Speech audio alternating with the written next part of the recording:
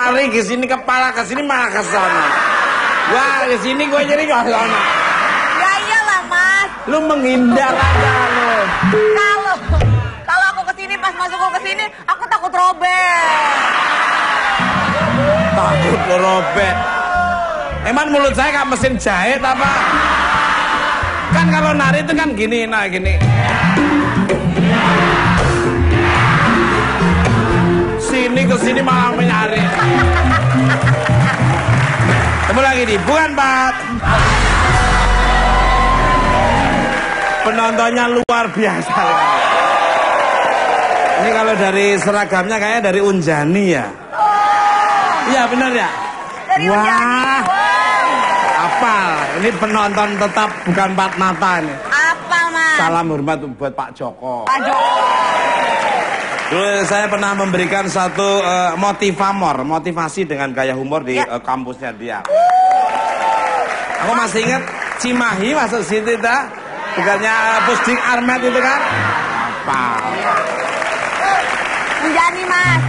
Alumni suamimu di situ juga ya? Kedokterannya di Unjani. Luar biasa. Ini juga 3 tahun di depan Unjani jual es itu dia. Makanya suaminya kenal sama Vega di situ ya. Iya, aku di depan Unjani jualan es doer. Iya. Es doer. Berarti bibir saya lu jual dong. Doger. Baik, sebelum kita mulai membacakan tema dan manggil bintang tamu, gimana kalau kita ketawa tanpa sebab dulu? Ketawa tanpa sebab hanya 7 second aja lah. Karena ini acara di Trans 7 harus kita tuju. Karena 7 ada makna dan arti 7 itu tujuan. Hidup kalau nggak punya tujuan dan nggak fokus, ya berarti kita hambar gitu. Oke ya. Boleh menunjuk ke teman-teman mukanya satu persatu ya. 7 second ya. 1, 2, 3.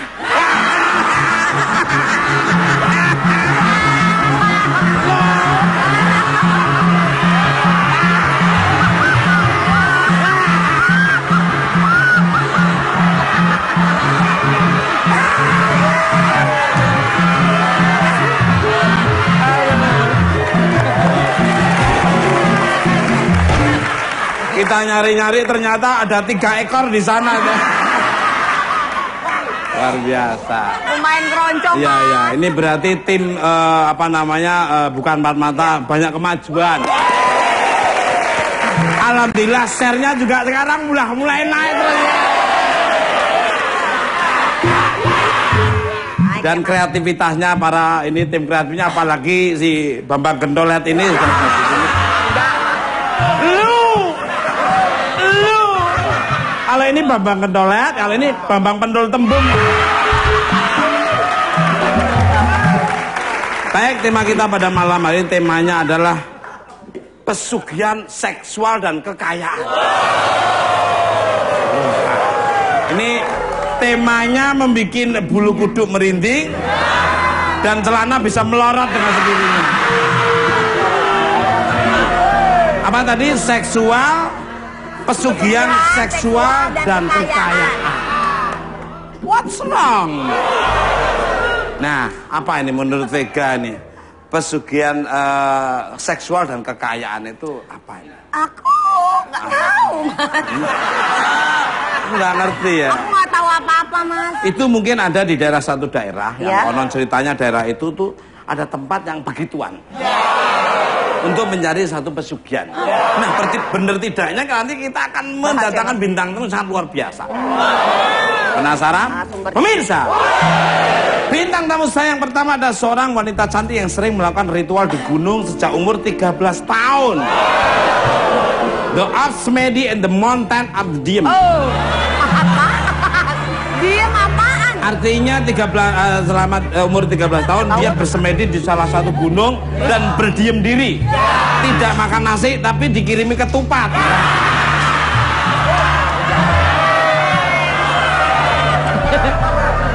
Ya. Seperti apakah dan apakah tujuannya? Ya. Kita sambut Roro Fitria.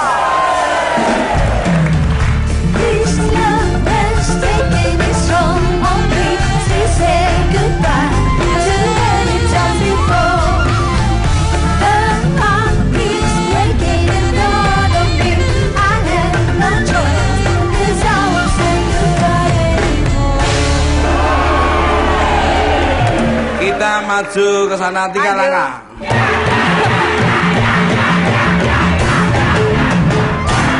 Mundur dikit 1 langkah.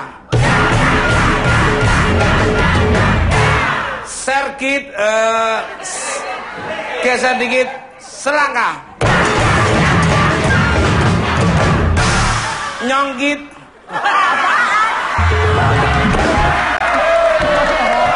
Nyongkit berarti monyong dikit. Pemirsa, seperti apa ritual yang biasa dijalani Roro Fitria di gunung? Bocorannya Roro sering mandi dan semedi di gunung. Bersama siapa dia mandinya? Ada gitu. Dan pakai apakah dia mandinya? Orang nggak ada. Apakah masih ada sisa-sisanya? Dan air bekas pemandian Roro itu digunakan untuk apa? Penasaran? Jangan kemana-mana tadi. Bukan, Nak? This love has taken its toll on me. Please say goodbye to me.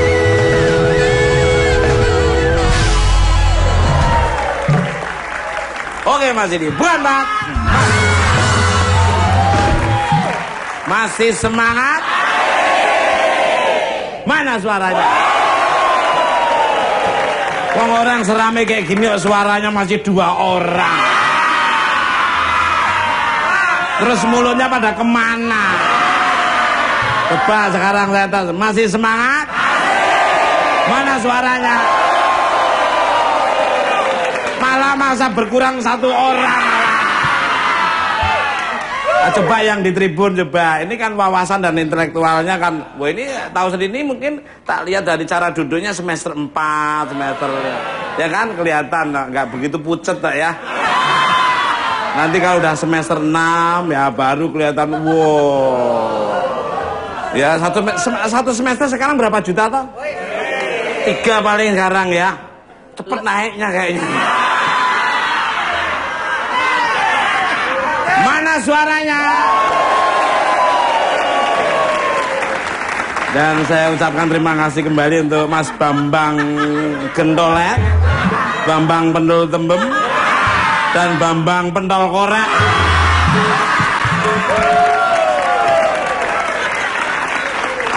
Balik Allah. Sudah nggak sabar nih. Pemirsa di rumah udah nggak sabar ini. Apa yang dia omongin, temanya tuh sangat menarik, unik, ya. Ini namanya luar biasa, kekayaan budaya Indonesia luar biasa.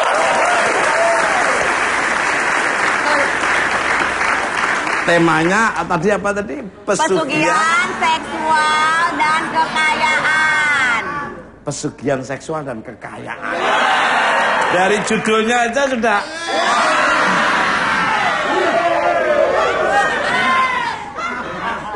Selamat malam untuk Mbak Roro Fitria. Nice to meet you again. Piye kabar deh? Assalamualaikum, Sugeng Dalu Kang Mas Tukul. Alhamdulillah saya baik-baik aja. Untuk Roro Mendut gimana?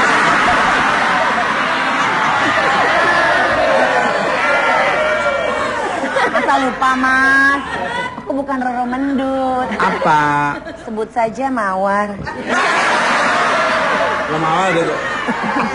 Mbak Mawar gimana kalau Mbak Mawar tuh melakukan ritual yang konon ceritanya harus mandi tanpa... Apaan? Ya waktu itu sih awalnya coba-coba. Dari dulu coba-coba. Ya kan semuanya dari coba-coba. Hati-hati Mas. Langsung saja nih. Iya. Mau kemana sih? Langsung aja. Mau ke Jatinegara, mau gak usah Batu Akik. Nah. Itu tadi masih numpuk omongannya. Kan aku baru mau ngomong, kamu wah. Kadang-kadang mulutmu tuh baunya duluan malah ngomong. Gimana-mana orang kan tertawa tuh suara dulu ya. Iya. Baru ini bau dulu malah. Kalau Mbak Roro melestarikan budaya leluhur salah satunya dengan masih intens melakukan ritual dan sudah dilakukan selama 13 tahun. Betul, iya. Getro ini gimana? Iya, betul sekali. Jadi seperti tempo hari yang di Bukan Empat Mata juga sudah saya jelaskan. Jadi ada 3 ritual, Mas Tukul. Yang pertama adalah berendam di Sendang Kamulyan. Itu sebelah sisi kanan Parangtritis, yaitu Parangkusumo daerahnya. Kemudian saya sembari meritualkan memandikan batu-batu berkodam saya. Iya, terus ritual yang kedua adalah bertaparaga di Gua Panepen. Itu di sebelah sisi kirinya dari Sendang Kamulyan tersebut. Nah, ritual ketiga atau ritual pungkasannya adalah dahar atau makan bunga kantil, yang mana awalnya saya mulai dengan nembang mocopat terlebih dahulu. Luar. Jalur leluhur. Terakhir makan bunga kantil. Kalau Vega makan bunga deposito kayaknya.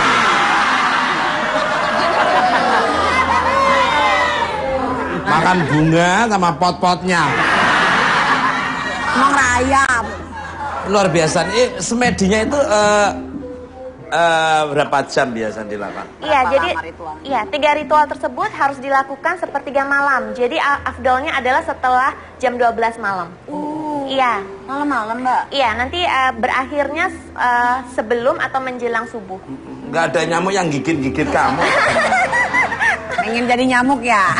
Iya, kebetulan memang banyak ya, baik itu makhluk-makhluk kasat mata maupun metafisika. Dan yang paling banyak adalah kelelawar-kelelawar ya, karena kan memang Kampret. memang di dalam bertapanya kan di dalam bertapa dalam gua, jadi banyak ya banyak lelawar dan juga udah terbiasa kalau saya dilewati ular gitu, Mas. Ular cuma ngelewatin doang. Iya. Nggak matok kamu ya. Balik Alek. Coba dong contohin seperti apa kalau dirimu lagi nembang saat ritual. Ini mau copat, lo Vega mau colimo. Bukan mau 4, 5, 6 itu. Monggo silakan. Okay. Sekar kantel catur kang jinator pola kang kalantor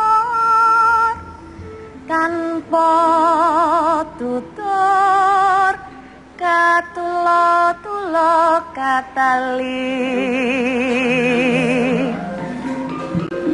kadiliarso katuto kapato pantati awon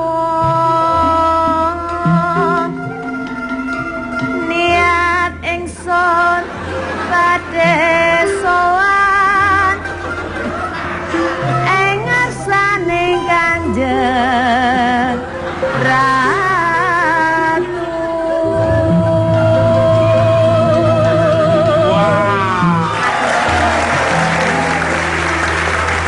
Dengan Mbak Roro Fitria Mocopat dengan suara yang sangat luar biasa, tiba-tiba Pepi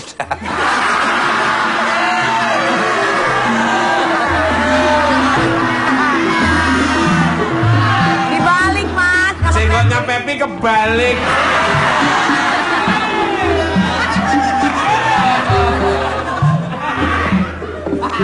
Setelah Mbak Roro menyanyikan, ternyata Mas Tukul juga ikut muncul. Dia menularkan penyakit. Penyakitnya seperti ini.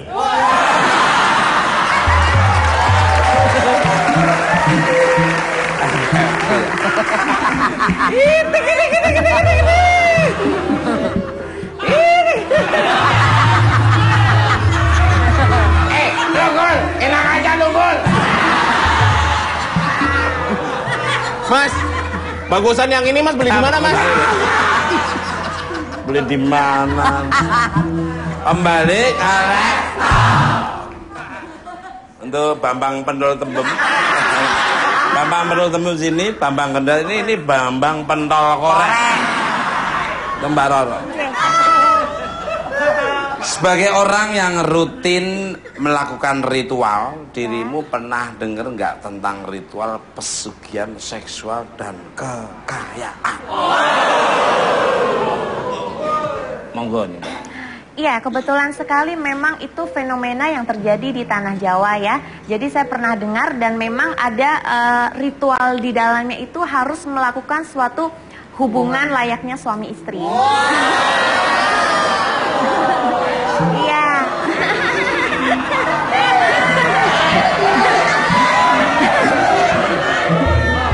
Iya. Girang bang. Sondesip girang ya. Sondesip. Saya bilang sondesip girang. Itu kok unik aneh termasuk. Iya. Kok harus gitu itu loh. Apalagi Kok dari dulu gitu loh. Iya. Pernah dengar ya dirimu? Pernah dengar. Nah, pemirsa pasti penasaran toh? Gimana, apakah kebenaran itu bisa dijabarkan di Bukan Empat Mata? Kita tanya. Pemirsa, daripada kita penasaran seperti apa pesugihan seksual dan kekayaan, saya punya informasi dalam cuplikan berikut ini. Yuk. Pemirsa, menjadi kaya dan hidup serba berkecukupan menjadi dambaan setiap orang. Banyak cara dilakukan untuk mendapat kehidupan yang lebih baik, bahkan hingga menempuh cara yang tidak masuk akal, yaitu pesugihan. Ada beberapa tempat di Indonesia yang konon menjadi tempat ritual pesugihan. Salah satunya Gunung Kawi. Gunung yang terletak di Desa Wonosari, Kabupaten Malang, Jawa Timur ini memang bukan termasuk gunung yang tinggi dan syarat pemandangan indah. Gunung Kawi justru terkenal dengan ritual pesugihannya yang konon bisa membuat pelaku pesugihan kaya raya. Ritual yang dilakukan di Gunung Kawi seperti mengunjungi tempat-tempat yang dianggap bertuah seperti makam keramat dan guci tua yang airnya dipercaya bisa membuat awet muda. Namun ada satu yang paling terkenal dari ritual Gunung Kawi, yaitu pohon Dewandaru. Konon, siapa yang bertirakat di bawah pohon Dewandaru dan kejatuhan dahan, daun atau buah Dewandaru niscaya akan mendapat rezeki yang berlimpah. Tidak hanya itu, banyak kabar berhembus bahwa di Gunung Kawi juga terdapat pesugihan tuyul.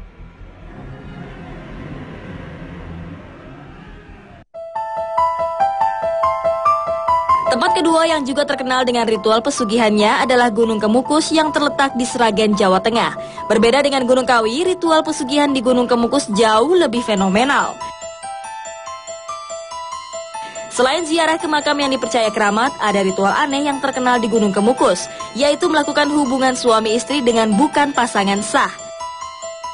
Konon dipercaya barang siapa yang melakukan ritual hubungan suami istri dengan bukan pasangan sahnya selama 7 kali di tanggal tertentu, permohonannya akan terwujud. Seperti apa sebenarnya fenomena ritual yang ada di Gunung Kawi dan Gunung Kemukus? Semua akan dibahas lengkap malam ini hanya di Bukan Empat Mata.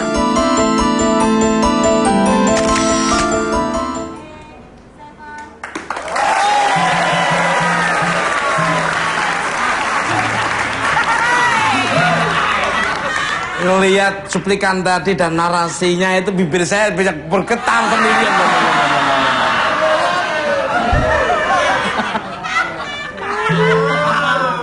Kapan kita ke sana? Mas Sukul. Tadi kan bibirnya Mas Sukul yang bergetar, kalau saya bulu saya bergetar.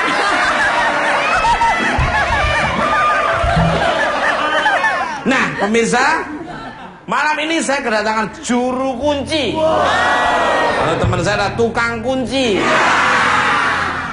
Salah satu tempat yang konon dikenal dengan ritual pesugihannya yang tidak biasa, yaitu berhubungan seksual.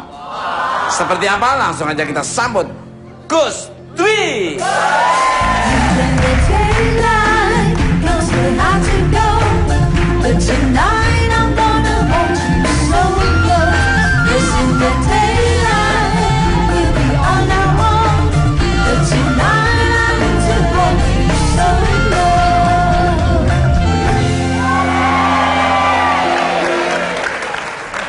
Malah kayak pelawak. Tak pikir yang datang tuh Cak Dikin tadi.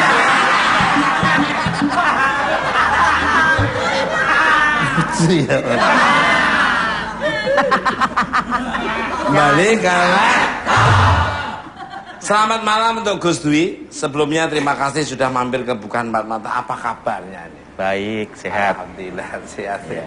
Gatel Gus. Iya, gatel. Gatel. Bang ada nyamuknya atau gimana? Enggak ada. Ini cantik-cantik. Ini cantik-cantik. Bang di sana kekurangan orang cantik ya Pak? Enggak. Kan malah cantik-cantik yang ada di sana ada ya. Enggak. Tapi cantik-cantik semua lah ya. Iya. Kalau Vega gimana? Ya.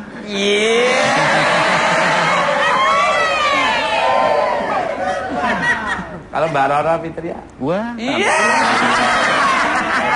Kalau itu Pak Ino sama Pak Ijo itu? Mbak Era. Mantap juga ya. Iya. Balik kan. Langsung saja nih untuk Gus Dwi nih.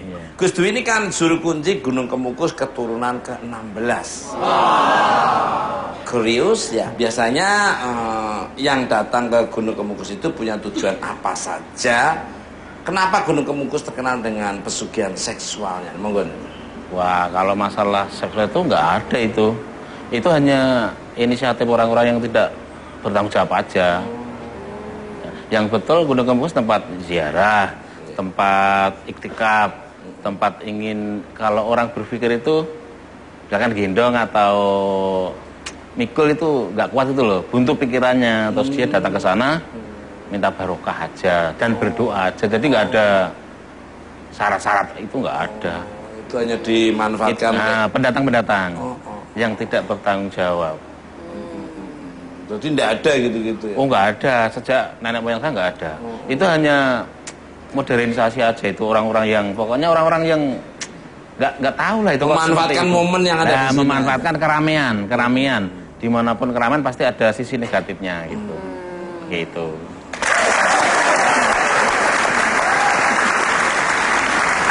Seperti teman-teman saya waktu kejadian kemarin ada ngelayat orang ya.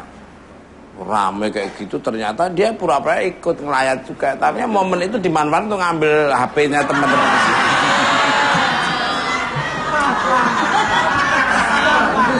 Kamu tega-tega amit sih kayak gitu. Amat sama amit kan kakak berarti. Balik kalah. Masih untuk Gus Dwi ini. Karena begitu menyebarnya info tentang ritual tak lazim ini, kawasan Gunung Kemukus jadi disalahartikan dengan banyaknya bilik-bilik dan wanita malam. Gimana ceritanya sebenarnya? Monggo. Ya, Jangan kalau jawab dulu. Oh. Karena para pengiklannya itu kemarin telepon pada marketing. Saya pasang 15, saya 2 kali, 2 saya selamanya ada ya. Karena rating dan share-nya Bukan Mata tak. Ini tontonan hiburan belum cerita. Nah, seperti apa yang akan diceritakan oleh Gus Dwi ini dan malah tetap Bukan Mata.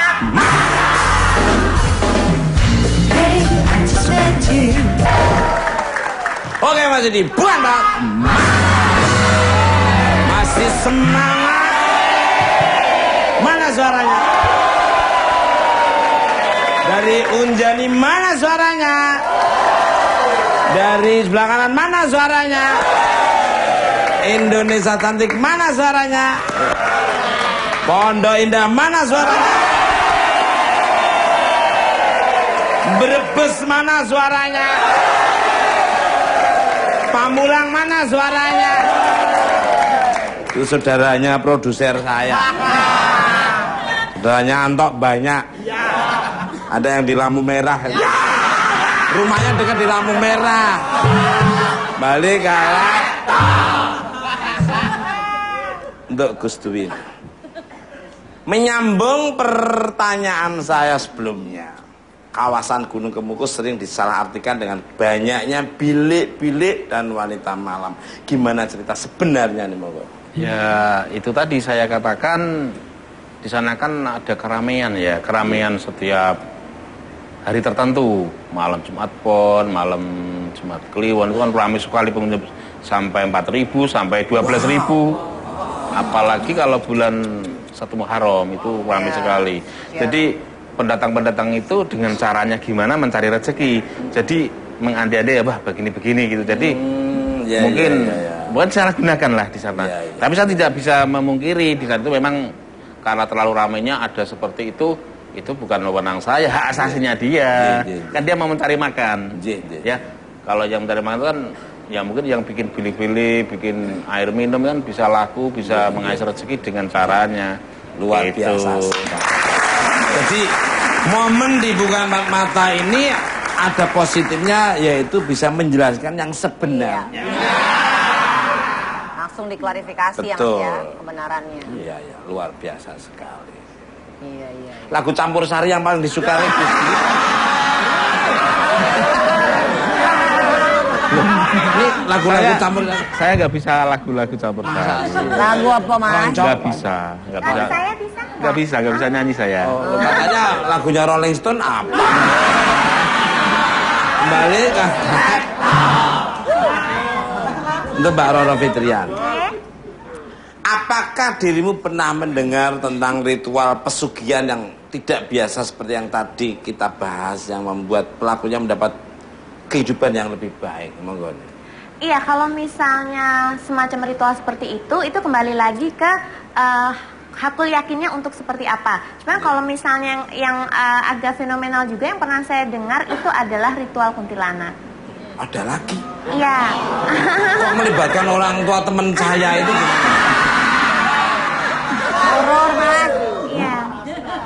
Seperti apa tuh kok pesugihan dengan Iya, berupa kuntilanak. Jadi kebanyakan dipergunakan supaya tempat usahanya itu menjadi laris gitu. Dengan adanya laris, jadi mendatangkan rezeki lagi. Kebanyakan sih memang dipakai yang seperti mempunyai usaha restoran atau kedai seperti itu. Kerjasamanya kuntilanak seperti apa? Mungkin kalau ringan teman-teman saya juga akan mengajukan proposal kalau artinya dampak negatifnya lebih kecil, mungkin teman saya akan bisa apa ya? Kalau untuk pesugihan kuntilanak tersebut memang biasanya jaga di depan, Mas. Mase gitu. Iya, di malam-malam tertentu seperti malam Jumat Kliwon, malam Selasa Kliwon gitu, dan juga malam weton kelahiran si empunya usaha itu harus memberikan sesajen-sesajen dan juga sebenarnya sih memakan tumbal juga sebenarnya. Iya. Biasanya yang kemakan itu yang makan di situ atau keluarganya? Keluarganya, cuman medianya adalah dari Silakan Mas ya, silakan.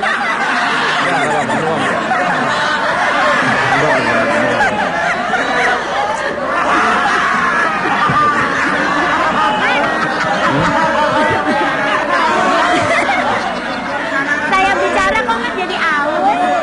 Ini talentnya yang bagian ngolek itu tega banget. Harusnya bintang tamu didatangkan ke sini paling nggak ada ruangan khusus, terus ditanya kesukaannya apa. Ya dikasih minum apa-apa, mungkin nggak dikasih apa-apa di sini. Pantesan tadi kayak tak lihat kayak burung dara yang ngokol.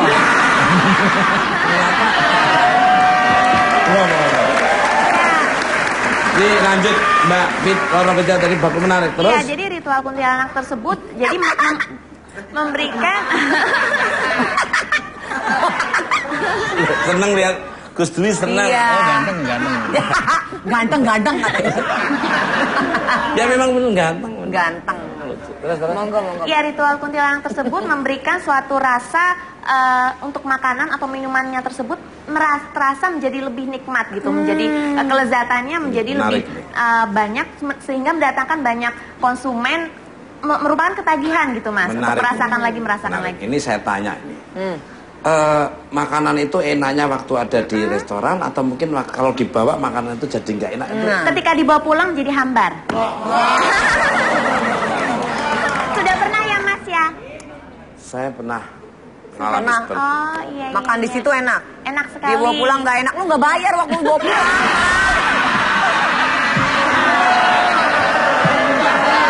Bener apa yang dikatakan sebelum ini belum?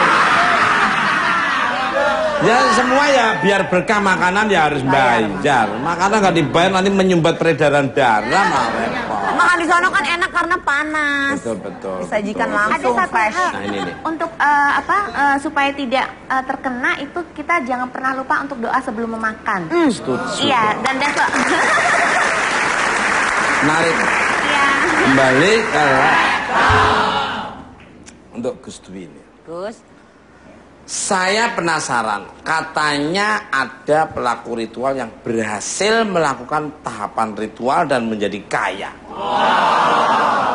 Is that true? Dan apa benar banyak pejabat yang melakukan ritual? Oh iya, di tempat makam Pangeran Samudro itu memang banyak sekali yang datang. Awalnya itu ya susah, banyak masalah, banyak utang dan ini itu. Terus ganti hari, ganti bulan, ganti tahun kok datang lagi. Loh kenapa datang? Ya karena saya sudah menjadi sukses.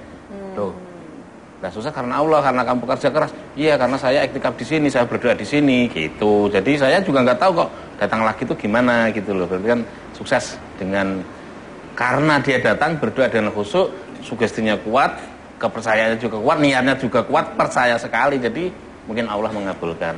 Jadi semua karena Allah itu aja itu. Wow.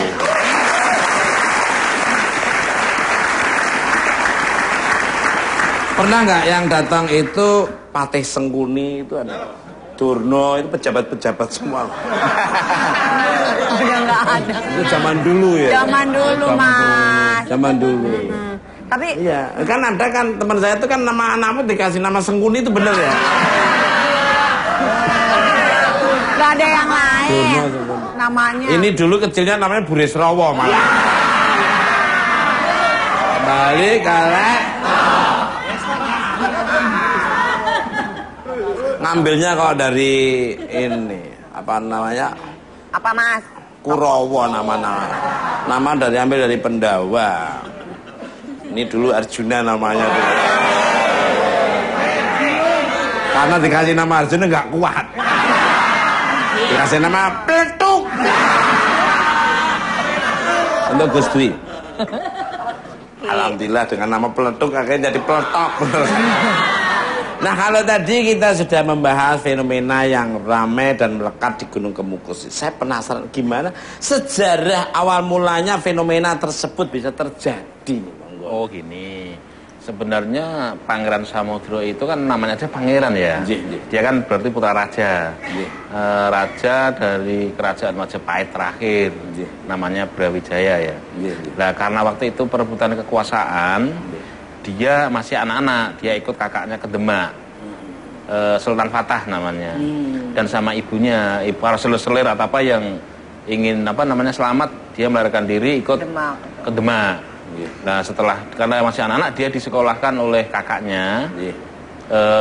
Dulu pondok pesantren namanya Kadilangu. Kadilangu itu yang membawai Kanjeng Sunan Kalijogo para wali itu. Nah setelah itu setelah selesai kalau zaman sekarang itu kalau kuliah itu pintar gitu loh ya.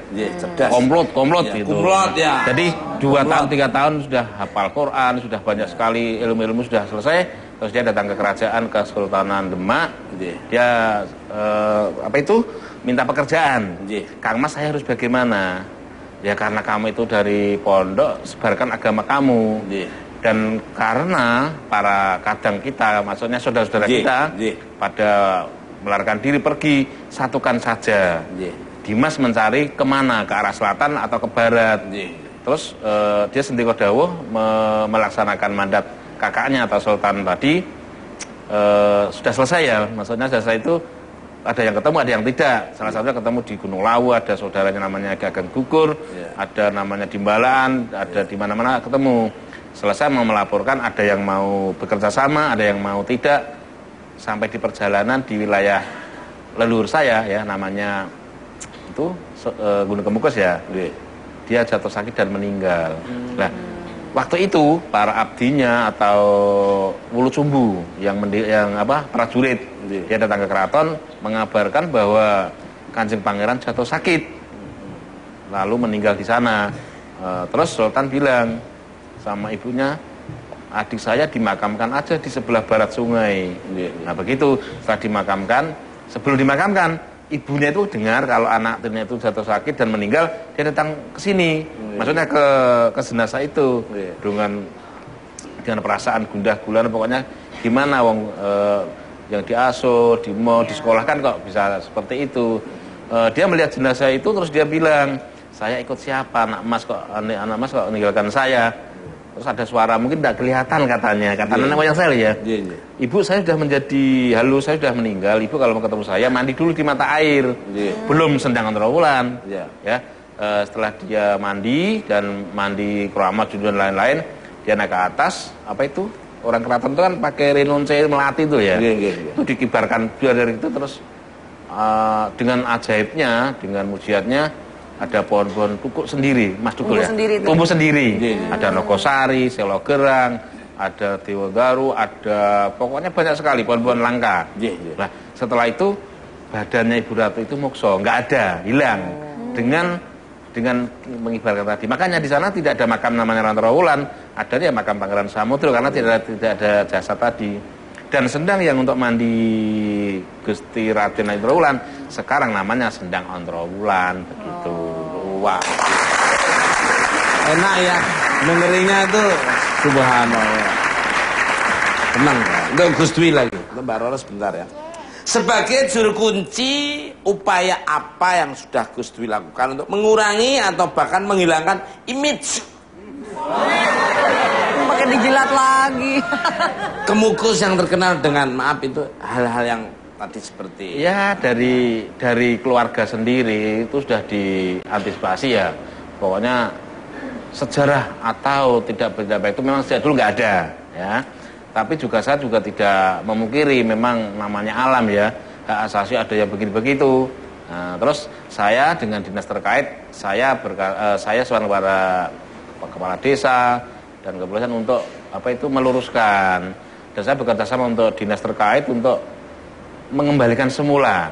Daripada peziarah Gunung Kemukus adalah tidak ada tata cara apapun ya, tata caranya hanya biasa seperti makam-makam para wali yang agama Islam juga berdoa dengan caranya, yang Hindu Buddha Kristen ya sama, jadi nggak ada pemujaan, nggak ada ritual khusus itu nggak. Ya ritual khusus itu tadi mandi, membersihkan diri, habis bersih terus naik ke atas bersemedi atau berdoa itu. Jadi saya hanya mengatakan Gunung Kemukus tidak ada yang negatif. Ada yang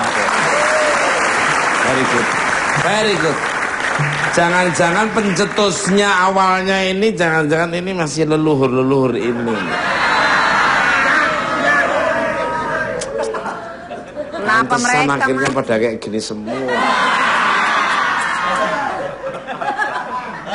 Ini kayaknya cucu terakhir pendirinya itu. Namanya Botak. Galak. Pemirsa, bintang tamu selanjutnya juru kunci sebuah tempat yang konon juga dikenal dengan pesugihannya, yaitu Gunung Kawi atau di mancanegara terkenalnya Kawi Mountain.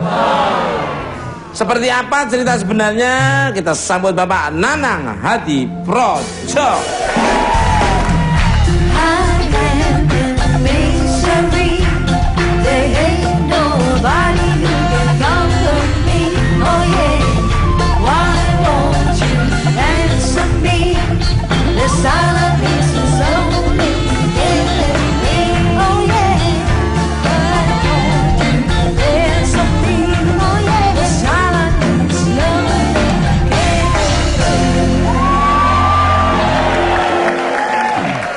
Balik galak. Selamat malam untuk Pak Nanang, selamat datang di Bukan Empat Mata. Apa kabarnya Pak Nanang? Maaf Mas Ki, geseran dikit ngapa Ki? Nah, takut nggak gigit. Selamat malam Mas Sukul. Baik-baik saja. Ditunggu kedatangannya di sana lagi. Waduh, kita akan pernah syuting. Mr. Tukul jalan-jalan di sana, sambutannya juga welcome, dan kita memberikan informasi. Ambil sisi positifnya, yang kurang pas ya jangan diambil. Sambutannya bagus. Salam hormat untuk warga di sana dan semua jajaran muspidanya di sana. Ya. Untuk Pak Nanang. Langsung saja nih, kita kan tadi lagi ngomongin tentang ritual pesugihan ini. Di Gunung Kawi sendiri sebenarnya seperti apa sih? Kenapa bisa sampai terkenal dengan pesugihannya nih, monggo? Terima kasih Mas Dukun. Sebetulnya di sana itu bukan tempat untuk mencari pesugihan, tapi di sana itu yang datang itu sebenarnya orang-orang yang kepingin berdoa di sana. Dimana yang dimakamkan di sana itu ulama-ulama besar. Jadi kalau di sana untuk mencari pesugihan, saya ingin meluruskan saya luruskan sedikit Mas Dukun. Tempat untuk mencari pesugihan itu kriterianya satu di tempat yang sepi, di hutan, di gua dan sebagainya. Kemudian di situ ada jauh dari keramaian, jauh dari tempat-tempat ibadah. Terus keturunannya pun yang dimakamkan itu tidak tahu asalnya dari Grandong atau apa dan sebagainya. Yang di Kawi sendiri itu tempatnya Mas Ukur tahu sendiri, pernah ke sana, terang benderang, di tengah-tengah tempat pemukiman masyarakat dan dikelilingi tempat-tempat ibadah. Juga jelas silsilahnya juga jelas. Makanya saya ingin meluruskan di sana bukan tempat untuk mencari pesugihan, tapi di sana makamnya ulama besar. Bahkan beberapa waktu yang lalu kita menerima kunjungan dari sekitar 18.000 jemaah. Gitu. Dan saya sendiri dalam waktu 1 minggu kehabisan waktu untuk memberikan waktu bagi jemaah-jemaah tahlil wali 7, wali 5, wali 9. Luar.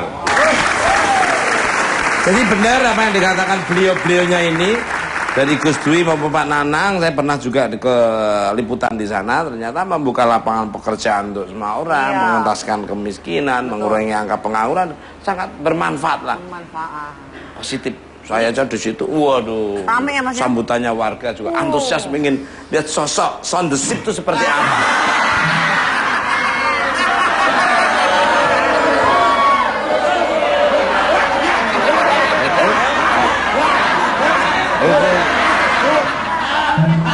Ternyata begitu lihat saya dari dekat, oh bukan Sondesip, Scooby-Doo.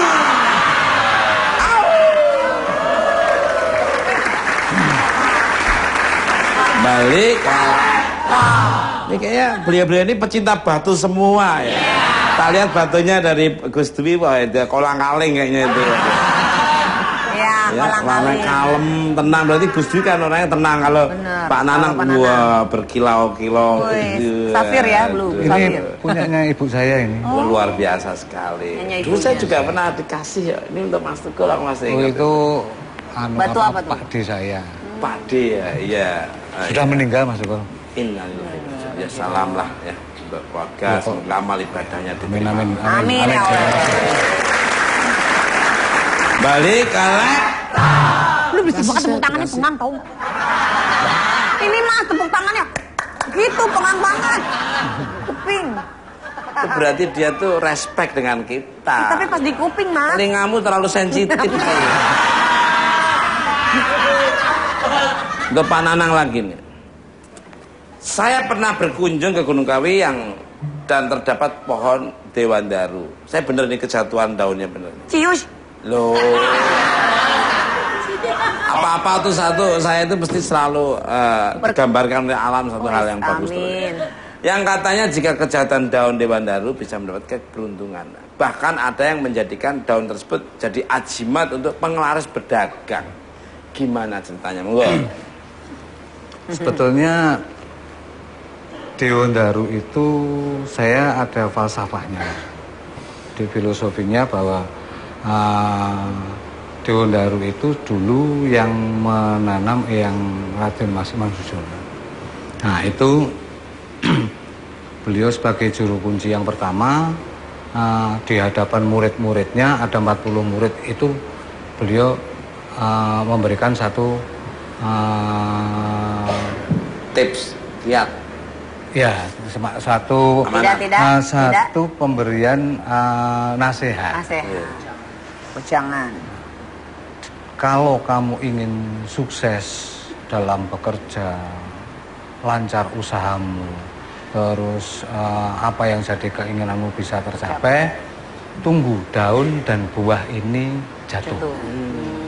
Nah, ternyata banyak yang mengartikan lain, tidak sama. Jadi ada yang mengartikan daunnya jatuh, disimpan, dijadikan jimat seperti Mas Sukul kemarin itu. Tadi loh ya. Ya, cuma jadwal.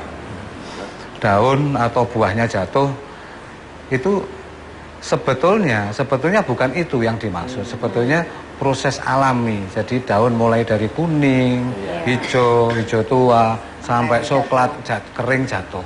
Nah, di saat kita bekerja itu harus kita dalam berdoa, bekerja itu menanti rezeki itu harus dalam keadaan berdoa, berzikir, berwirid, bertasbih dan sebagainya.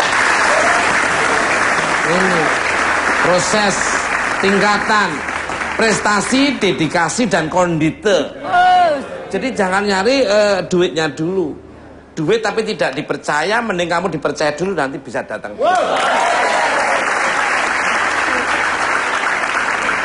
Motifnya kok duit, tapi tidak bisa membuat percaya kepada perusahaan. Mendingan kamu dipercaya sama perusahaan karena dedikasi prestasi dan kondite itu, nanti duit akan datang sendiri. Tiba-tiba dari tim kreatif langsung tadi Aspro, habis Aspro produser, habis produser terus langsung eksekutif produser. Wah, luar biasa. Ini dulu apa nih? Dulu PU ini padahal. Ini loh, FD ini dulu PU. Antar minuman ke sana kemari ngelayani. Kadang-kadang minuman belum dikasih udah diminum dulu. Tapi karena ketekunannya pernikahan Pak Nanang itu dengan proses alam secara natural, dengan hawa murni, akhirnya alhamdulillah sekarang naik tingkat jadi FD. Dan paling ini tak lihat paling rajin ini. Rajin makan duluan. Ini kalah. Untuk Mbak Roro Fitriani.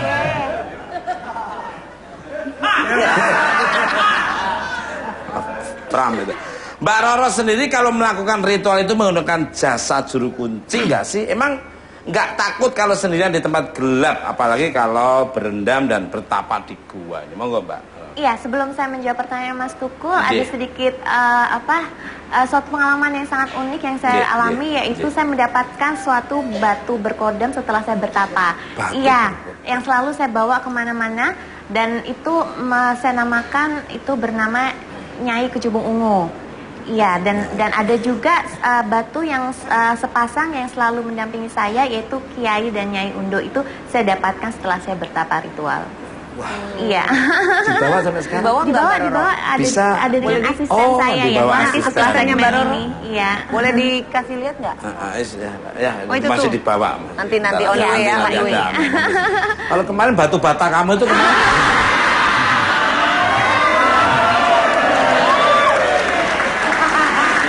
Balik kalah. Gede banget. Iya, nggak tahu ngambil dari orang tetangga lagi bangun diambilin. Alasannya untuk betulin ini, nggak tahu mereben dan dia malah yang bangun. Makanya ada pepatah mengatakan lempar batu. Ya, kalau kamu dilempar batu, kamu jangan membalas batu itu. Kamu harus melempar roti, tapi dalam roti ada batunya. Itu sama aja dendam, mah. Kembali kalah. Jadi Mbak Roro pakai jasa juru kunci nggak ritualnya? Atau nggak takut sendirian malam-malam kok? Iya, Kleres itu sudah 13 tahun saya jalani ritual dari leluhur saya tersebut. Jadi yang pasti saya kulonwon kepada juru kunci di tempat Gua Panempen maupun Sendang Kamulian tersebut. Kalau untuk awalnya saya dibimbing oleh Eyang Yud saya almarhum. Iya. Dan kalau misalnya ditanya apakah saya takut atau tidak, alhamdulillah sih tidak ada rasa takut sama sekali karena saya memang mantap, aku yakin atas ritual yang saya jalani dan memang banyak sekali Mas, itu yang tadi saya sampaikan, ada kelelawar, ada ular, dan alhamdulillah sih saya sendiri ritualnya. Pernah nggak melihat sosok yang paling menyeramkan selain saya apa? Iya. Yang Mbak Roro pernah. Ini objektif ya. Tidak menyeramkan, tapi malah alhamdulillah sangat berarti dalam hidup saya, yaitu kerawuhan atau kehadiran Ibu Kanjeng Ratu. Iya. Itu aja. Yang lain yang astral seperti ini. Kembali untuk Gus Dwi dan Pak Nana. Kalau memang ada kesalahpahaman opini di masyarakat tentang ritual pesugihan di Gunung Kawi dan Gunung Kemukus, terus kok masih banyak masyarakat yang menjalani ritual tersebut nih? Singkat saja nih, monggo Pak Gus Dwi dulu. Enggak, sekarang sudah enggak ada. Sudah enggak ada. Sudah enggak ada, memang sudah enggak ada sekarang. Sudah seperti semula lagi. Hening, enak, peziarah benar-benar ziarah, benar-benar berdoa, benar-benar minta keberkahan aja. Nyaman ya. Ini pastinya jalannya yang menuju ke sana sekarang udah halus lah. Naik perahu. Kalau dari Pak Nana, monggo. Ya, saya mengharapkan semua itu nggak berpikirnya ke belakang ya. Mengharapkan ke depan dengan minta doa restu kepada para leluhur, juga minta kita kirim doa kepada leluhur, kepada para wali, para nabi, para malaikat dan sebagainya, itu kita tetap minta berkah Allah itu supaya diberikan ke kita, biar tidak salah pemikiran atau tidak salah jalan seperti ini. Karena dimana sekarang ini kayaknya kok ada unsur kembali ke belakang. Itu saya mengharapkan bahwa pemikiran-pemikiran yang begitu itu kita hilangkan, kita kembali ke ke kodrat sebagai manusia yang memberi yang kita tetap harus berdoa kepada Allah, minta berkahnya supaya tidak tersesat itu. Luar biasa. Sangat setuju dengan Gus Dwi maupun Pak Nana. Itu sebetulnya kalau diambil sisi positifnya, itu sebetulnya malah ujian. Lu mau ngambil yang sono apa melakukan hal seperti itu? Nah ini. Ya. Loh, kayak aku hadapi kamu tuh udah ujiannya berat.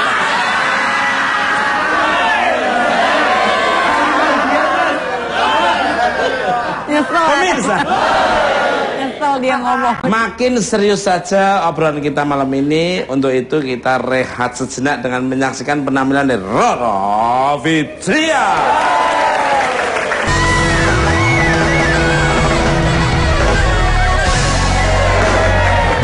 Oke, masih di Bukan Banget Mas. Pemirsa, segala sesuatu di dunia ini adalah ciptaan Tuhan. Jadi mintalah segala sesuatu kepadanya. Percayalah bahwa semua pertolongan datangnya hanya dari Tuhan Yang Maha Esa, Allah Subhanahu Wa Taala.